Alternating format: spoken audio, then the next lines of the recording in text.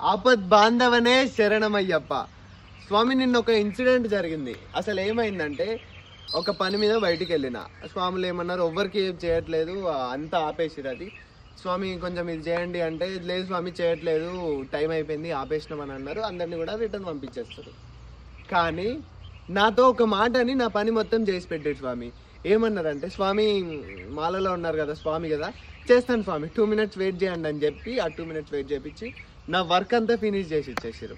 అంటే మీకు ఎన్నో సార్లు చెప్పిన స్వామి, మనం అయ్యప్ప మాల ధరిస్తే సాక్షాత్తు అయ్యప్ప స్వామితోనే పిలువబడతాం, అయ్యప్ప స్వామితోనే కొలువబడతామని.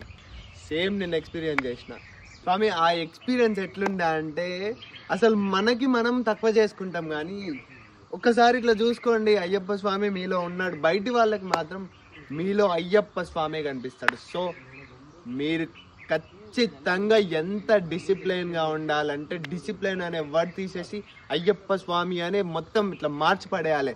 అట్లుండాలి స్వామి. స్వామి శరణం. శరణం అన్న వారికి మరణమే లేదు స్వామి. ఆపద్ బాంధవనే శరణమయ్యప్ప. స్వామి శరణం. స్వామియే శరణమయ్యప్ప.